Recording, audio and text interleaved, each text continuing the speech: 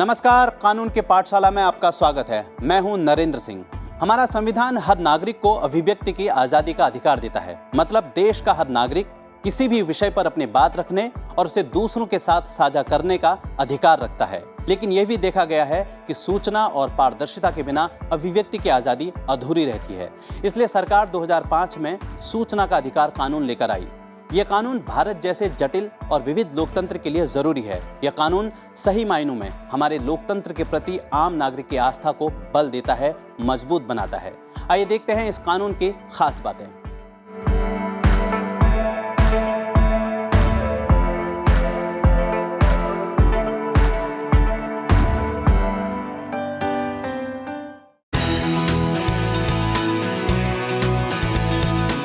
वैश्विक स्तर पर सूचना के अधिकार को पहचान 1948 में संयुक्त राष्ट्र महासभा द्वारा universal declaration of human rights को अपनाने के बाद मिली। इस मैकेनिज्म का मकसद मीडिया या दूसरे माध्यम से आमजन को सूचना मांगने और लेने का अधिकार देना था। और कई दशकों बाद लोकतंत्र को मजबूत करने और गवर्नेंस में पारदर्शिता लाने के उद्देश्य से भारतीय संसद ने भी सूचना का अधिकार अधिनियम 2005 सारे देश में लागू कर दिया।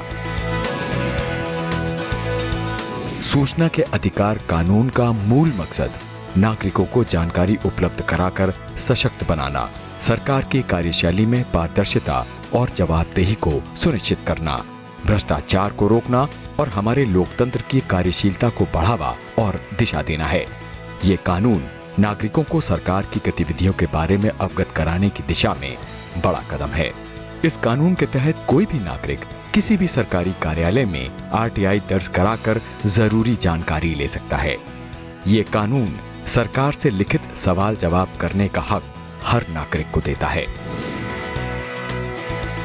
भारत सरकार ने भ्रष्टाचार को खत्म करने की दिशा में एक प्रभावी कदम के रूप में सूचना का अधिकार विधेयक को जून 2005 में संसद से पारित करवाया। जुलाई 2019 में इसमें संशोधन कर कमियों को दूर किया गया। अब जानते हैं इस कानून की बड़ी बातों को। आरटीआई के अंतर्गत सभी संवैधानिक निकाय, संसद और राज्यसभा के अधिनियमों द्वारा गठित संस्थान और निकाय शामिल हैं। आरटीआई एक्ट के अंतर्गत वो सभी विभाग शामिल हैं जो सरकारी आदेश से बने हैं या सरकार से वित्तीय सहायता लेते हैं। आवेदक को 10 रुपए का आवेदन शुल्क देना पड़ता है। कई राज्यों के आवेदन शुल्क में भिन्नता हो सकती है। गरीबी रेखा के नीचे वाला आवेदक बिना किसी शुल्क के सूचना मंगा सकता है।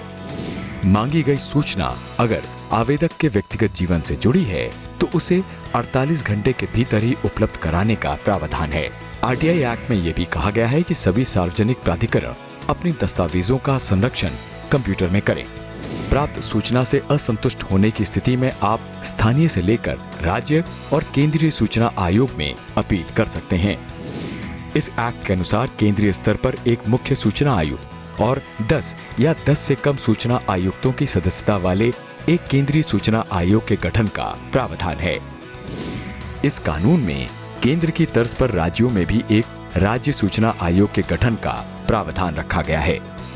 राष्ट्र की संप्रभुता, एकता, अखंडता और सामरिक हितों पर प्रतिकूल प्रभाव डालने वाली सूचनाओं को कानून के दायरे से बाहर रखा गया है।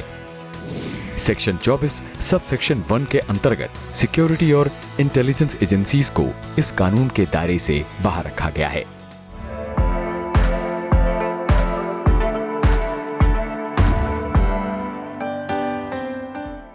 अमेरिका के पूर्व राष्ट्रपति थॉमस जेफरसन ने कहा था, सूचना लोकतंत्र की मुद्रा होती है। सूचना किसी भी जीवंत सभ्य समाज के उद्भव और विकास में महत्वपूर्ण भूमिका अदा करती है।